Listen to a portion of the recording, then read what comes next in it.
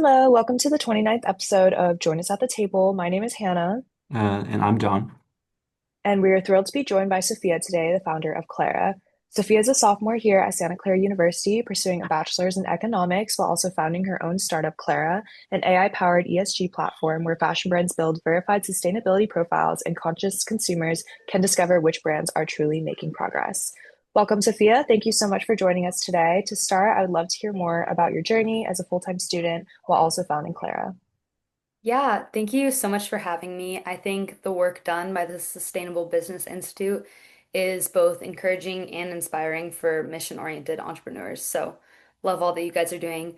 And on that thought, I don't think starting a venture while being a full-time student is a very common path, and there's kind of an expectation that I would drop out after a certain amount of growth, but I really think that expectation should be cleared up for all other students that are thinking about doing something similar because being a student and an entrepreneur at the same time has been the most mutually beneficial combination possible. Yeah, no, that's great to hear. It's definitely a challenge, but I mean, based off your progress so far, it seems to be going great. So we just wanted to start off by asking you what inspired you to start Clara and how did your idea first take shape? Yeah, what actually got me into it was a really great professor. I took Management 40 freshman year, and I think since then the class has been canceled, but it's a sustainable business course, and I had to do a case study on the LMVH group, which is includes so many companies like Louis Vuitton, Dior, Celine, Sephora, Fendi, the list goes on. And I didn't really know much about sustainable fashion before that, and I looked into it for this class, and their environmental impact, to be blunt, was quite appalling. And it was just something I didn't know much about before. And at the same time, I had a severe shopping addiction, which I think is increasingly widespread with, I mean, I'm sure you've seen the hundreds of dollars of hauls from fashion brands. And I, along with, I'm assuming everyone else who kind of partakes in that, has no idea like the harm that we're personally doing with our actions. And I'm also an econ major, and with that perspective, I didn't think that growing the economy, which is my nice way of saying me spending too much on clothes, should be at odds with sustainability, and that business and sustainability can't just coincide but also be mutually beneficial. And that's kind of the point that I'm trying to make with Clara, is that sustainability isn't really some far off thought or sector, but something that's becoming increasingly embedded and symbiotic with business. Being an entrepreneur and having that kind of passion is, I mean, it's really admirable. And I know that you worked closely with BVA. They provide a great channel here at Santa Clara for students to help accelerate their startups. Yeah. So, how do you think being part of a BVA cohort has helped you kind of shape your business strategy when you first started? Yeah, the BVA showed me how challenging it is to have a business in the best way possible. I gained three mentors through the BVA, all with different specialties and success stories that uniquely contributed to Claire's growth. I'd say for anyone looking at the BVA, what you get out of it is not as much about the business education. Like, it's great hearing successful people explain it to you, but you could really find that anywhere. The biggest impact the BVA has is that it's a melting pot of driven people that build on each other. And there's this really overused phrase. It's like your network is your net worth, but that just rings so true through the BVA. Like genuinely, like everything they teach you is something you could get through a course or a class or watching enough YouTube videos if you really want to go down that route. But the people that you meet, the mentors you gain, and just the motivation from all the people working so hard around you is what you go to the BVA for. I mean, that's very powerful. I mean, I know that uh, being a student as well, that those mentors are so important to you. Is there a specific mentor that you can like name drop or anything that really like had like a profound impact? I know that you mentioned that Management 40 class and like who that lecturer was and how they kind of translated that issue to you. Yeah, one of my mentors, Luke Mercado, I met him through the BVA. He wasn't even technically involved in the BVA. We met, he came for one of the first days when it was kind of just a cocktail party, everyone meeting each other, and he was just there to see what's up. And I ended up having, I think, like a 2.5 hour conversation with him and a few other undergraduate businesses. And for his background, he helped scale the first telehealth company to, I think, like 60 million ARR or something like that from start. So he has a cool background there. Um, And what I liked about him was he was just like immediately calling us out on every hole he could find in our startup. And he like really focused on the undergraduate students because it's like you have to put extra pressure on the undergraduate businesses because I think a lot of undergrads get into business without realizing how much goes into it and how it's not just like a little like side project, you know, it's like you're going to dedicate your whole life and being to this thing for a second. And so he was really poking holes in everything. And I think what we mutually liked about each other was how challenging the conversation was. And since then, I've been meeting with him, and he's just been really helpful in understanding how the business sides of things work because I think a common misunderstanding with founders is when you're founding a business, so much like passion and emotion goes into it, especially in sustainability. You know, it's like something I'm assuming, care about. Um, and it's something that can be very emotionally driven. And you're assuming when you talk to investors that they're going to have that same emotional drive. Someone said to me, it may have been Luke, it may have been a different mentor, that it doesn't matter to investors whether you're causing world hunger or curing world hunger as long as you're generating revenue. And that was just something that, like, I think if I hadn't have had that mentorship, I wouldn't have understood that talking to investors from a business standpoint is a lot different, no matter how mission oriented you are. Well, it speaks to that storytelling element as well. Like a story that interests you may not interest somebody else, but how can you capture that? And so taking a, I know that in the LSB, we always talk about like taking a business case for sustainability. Hmm. And really just, if you walk into a room, somebody might not care about the fact that the Amazon is burning or, Yeah. but how can you make that issue topical for them and make them care about it? But Yeah, that's exactly. outstanding. And that kind of touches into what I was saying earlier about how sustainability isn't this kind of like distant sector from business that a lot of people are assuming, but something that's truly becoming embedded in growing business, you know, and as soon as you convert sustainability talk into ROI or growth, whatever they want to see, that's where it starts to make tangible change. So we want to ask you a little bit more about your experience at Demo Day. So that's like a great opportunity that Santa Clara and BVA provides for students to pitch their ideas, really work with real investors. So how was that experience for you? And do you feel like it helped you grow your entrepreneur skills in a certain way? Yeah, so we actually didn't present at Demo Day, which we're saving for next year because we're still in the process of working with our design partners and we are pre-launch. Um, we did attend Demo Day and gain a lot out of that. And kind of the thought process behind not presenting at Demo Day was that we could have gone out in search of angels, but in terms of firms, it would have been a waste of a first impression, which is what I was explaining earlier with the causing versus curing world hunger. Investment firms need to see revenue. And although we have a great mission that a lot of people love and compliment, that's not that's not what people are looking for. They need to see the revenue, you know. So we're waiting until next year. But what I did get out of it was it was a great networking opportunity. And I'm now working closely with two mentors that I met at the BVA on new projects in the work, both related to Clara and looking into future ventures. And I do think that Demo Day is a good reality check for all entrepreneurs. With what I was saying earlier, that you can really have the best idea in the world, but there just really has to be that business focus with where you're going. Like they want to hear about your 3 month plan, your 6 month plan, your 5 year plan, financially and operationally. And it's absolutely nothing personal. Investment, I think, seems really exciting and showy, but at the end of the day, it is a business transaction and they're giving you money and expecting money back from you with as little risk as possible. And so, Demo Day, it seems like this big showcase, this big storytelling event, but it's kind of just one big transaction. You know, it's like, yeah, how can they make money and we make money at the same time? I want to touch on this. Honestly, one of the best things about being in the BVA and Demo Day that taught me was how to be less emotional about everything.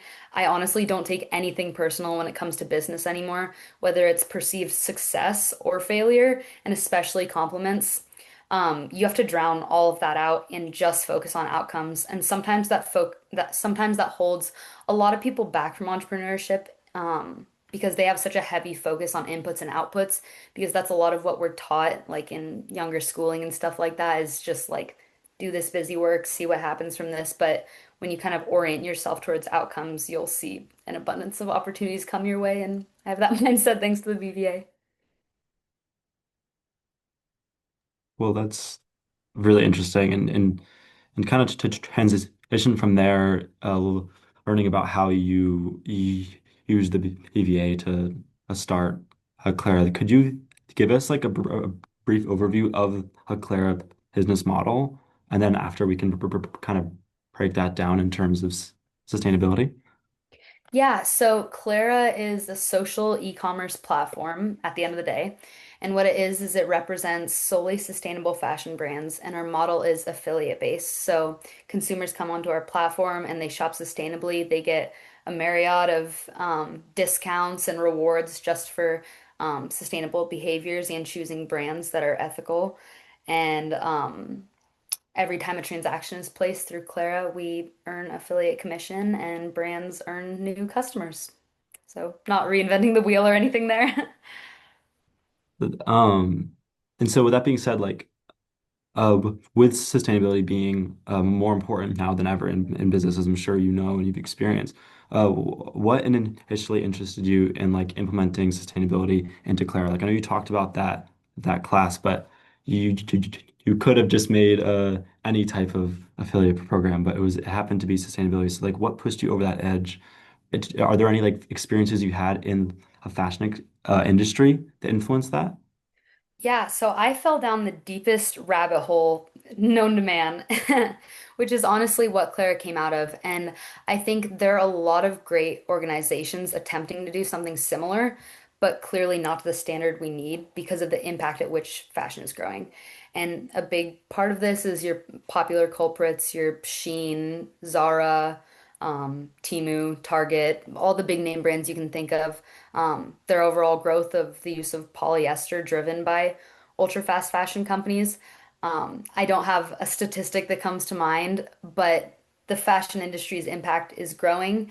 And while people are excited about all the initiatives taking place in terms of sustainability, we have to look at what the outcomes are that I was talking about. You know, the fact that the impact is growing means that obviously the initiatives being done are not strong enough. And that's what kind of drove me to start Clara there.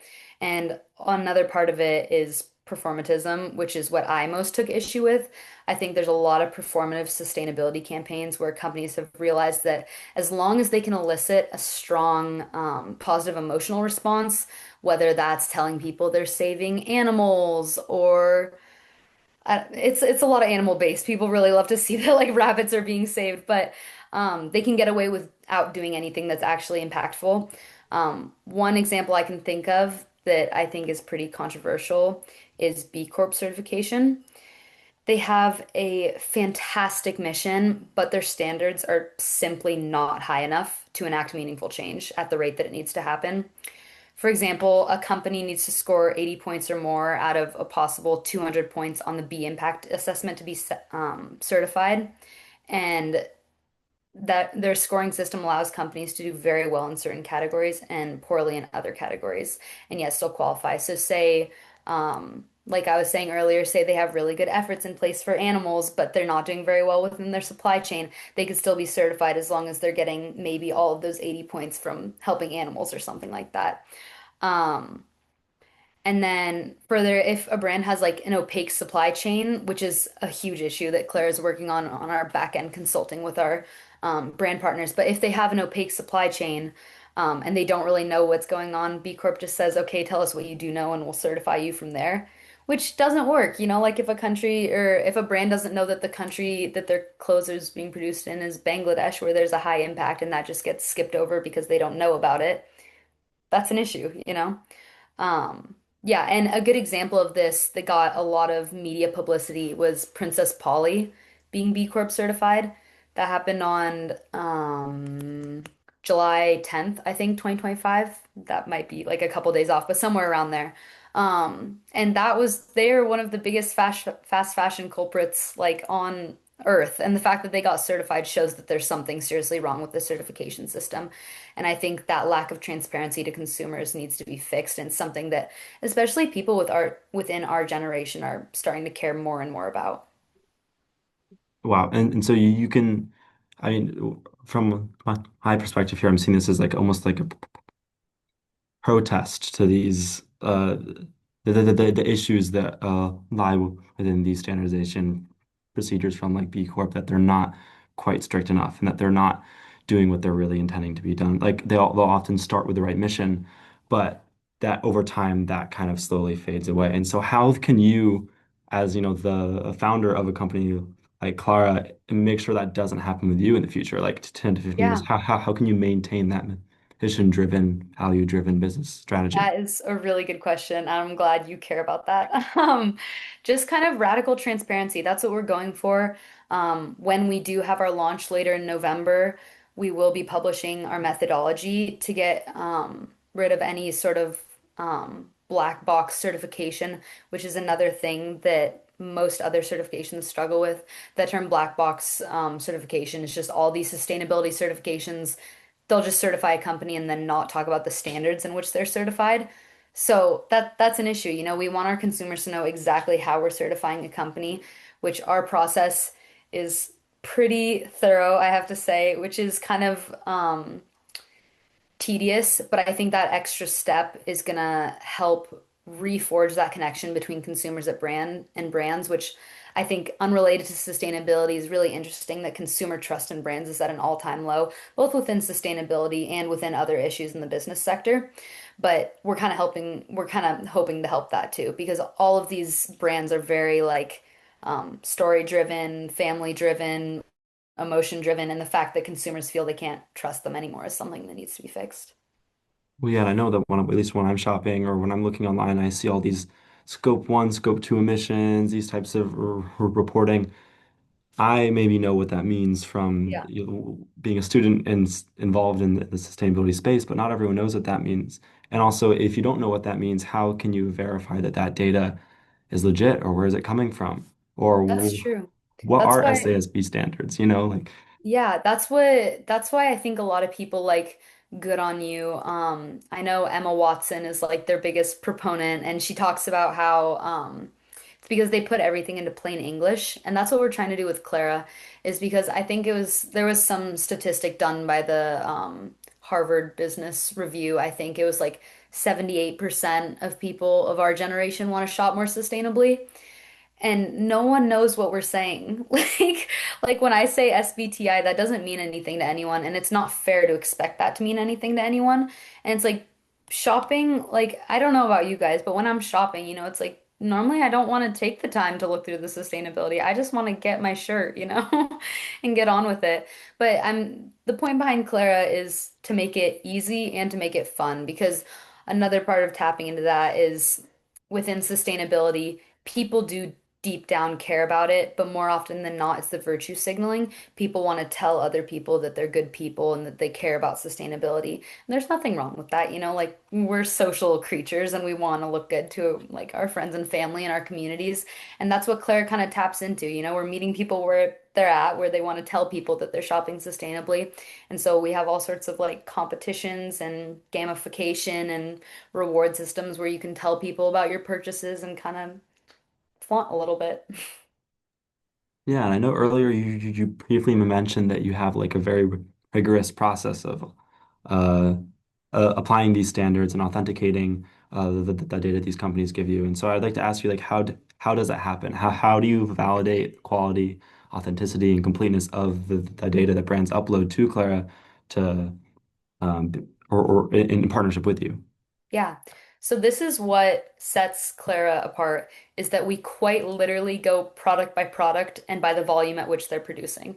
This Wow. is something that no other certification brand has attempted to do, which I'm assuming you can guess why, because it takes so long, which is why we're embedding AI into every step of our process, which is why having a very talented CTO has been incredibly critical to forming Clara. But essentially, we look at every stop along the supply chain from weaving to dyeing to growing the fibers to their end destination. We look at their CO2, their land use intensity, freshwater use, their circularity. Do they have any sort of take back program? Are the products compostable to some extent? And we rate all of them in these categories based against the esteemed Science-Based Targets Initiative standards to see what is in line with how much a company should theoretically be emitting in order to be under that 1.5 Celsius recommendation and 2 degrees Celsius limit the Earth can handle. We basically just applied their research to how much of an impact a fashion brand should have to be allowed to coexist with the Earth and not contribute towards, well, putting us into extinction. Sorry, I hate to talk like that because I think that that kind of like aggressive form of advocacy can like often be counterproductive, but people are upset for a reason because it's the truth. Yeah, and so again, speaking, you keep bringing up pretty interesting topics that I just want to ask more about. So like with AI, I mean, we're all aware in the time that we're living in, there's so much like criticism about sustainability in AI, the energy and intensive infrastructure that it requires. So Mhm. how can like a sustainability oriented company like Clara, and I know you mentioned transparency, um, leverage the advantages of AI to grow. I mean, it's such an immense tool for a Yeah. small startup like you. Again, because what you're saying is you can just like process all of this data from every individual product. That's amazing. But how can you stay aligned with your ESG values while implementing AI? That's a great question and something we have been asked by every single design partner we have. So this one we're a little media trained for. But we have a very lean pipeline. So if you look at your Google, if you look at your OpenAI, Facebook, or I guess your Meta AI, all of those, anytime you ask them a question, they're scouring the entire internet. And that's where you see that energy intensity coming in. With us, we have like a lean database and pipeline of what's being processed. So anytime we're asking um, I guess anytime you input any sort of information for a product, it's asking a very limited amount of questions and there's no branching out into the rest of the internet. So the energy use of the AI itself is very minimal. It's like we would be like a glass of milk compared to like their dairy farm. You know, like it's a lot. It's pretty insignificant. Not to say that you should try to limit your impact as much as possible, but I think in the end, the positive will outweigh the negative.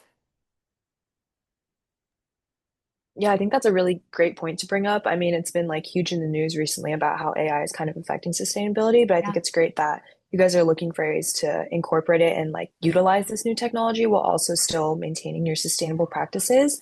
Mhm. So kind of going off of the topic of AI as well, what are some challenges that you have faced starting Clara that might be unique to an ESG startup business model compared to others? Yeah, well, something that I kind of touched on earlier is the whole revenue-based thing. There's kind of like a, I don't know if you'd call it a stereotype, but there's this idea in Silicon Valley that sustainability is like not something worth investing in yet. Like it's not its time yet. But I think like obviously it's a pressing issue and it deserves to be invested in now. So just being taken seriously has been like challenging to start, but as soon as we show people our revenue model, they're like, oh, okay, this is like a legitimate business. And yeah, and then that always works out from there. Oh, and then another thing that has been challenging about it is tariffs. The economic conditions in which we started this are literally the worst time we could have started this in. It's been so challenging. Like, we have our 10 design partners now, but we originally had 15 and five of the businesses we were going to launch Clara with shut down entirely because of how hard have been hitting just the economy as a whole. Like one brand that some people may have heard of, Pact, they make really great clothes. They're based mostly out of India with their manufacturing, and I think their margins decreased by something like 30%. And that just really like limits any room for investment, especially in something like Clara and especially in your business itself. Just thinking away from myself and my business, it's been really challenging for any business in any sector. And it's a challenging space, Mhm. and it's ever evolving so much quicker than any industry that I can think of, especially with how incorporated AI is with sustainability. Yeah. And so we have a few more questions as we're approaching time, Yeah. unfortunately. Oh, something I meant to touch on earlier with AI thing. You Absolutely. can like cut this Yeah, little bit totally go so for we can it. like snip that back in. But something that I think is going to help a lot with the energy efficiency of AI is everyone in AI right now is looking at nuclear power and just like sitting back and waiting until something comes of that because as soon as that gets figured out, essentially all of the sustainability issues with AI are going to be completely wiped. As soon as that kind of like dot connects, that's just not going to be an issue anymore. And so the argument is that all the energy usage by AI now is bad and damaging to the environment, but all of it's working towards figuring out nuclear power that's eventually going to make it entirely energy efficient. Yeah, I've it's been a huge talking point in some of our class. I mean, and that nuclear fission reactors and micro reactors are becoming a massive a massive point of interest for a lot of data center data center companies and AI infrastructure companies. So I'm interested to watch that. So Yeah. on that note of like long term, 10 to 15 years time range. How do you think, as the founder of this of an ESG related company, like do you see the discourse around sustainability evolving in general over the next 10 to 15 years, but also within the fashion industry? And how Mhm. will Clara have a role in shaping that future? I think that it's slowly going to move away from brands and closer towards consumers because at the end of the day, the issue with fashion isn't a brand issue, it's a consumer issue. As much as we don't want to think about that, it's the choices that we're making. And I think that people are becoming more and more conscious of it. But as sustainable as you become as a brand, if people are shopping outside of their limits, there's always going to be an issue. So I think, I don't know whether that becomes embedded within education, educating people on their consumption, like we're already learning about in university.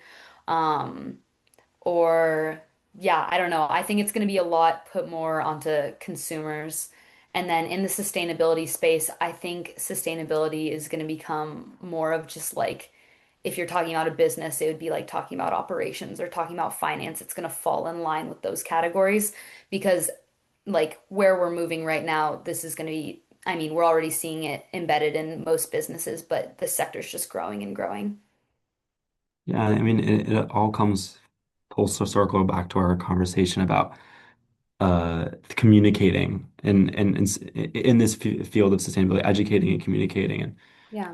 if you're an individual and you're buying thousands of dollars of clothing a year, how can we as sustainability professionals uh, communicate to you that that's not the only alternative and that you can buy maybe one or two garments a year Mhm. and your carbon footprint can be so much less and you can just feel better about the decisions that you're making.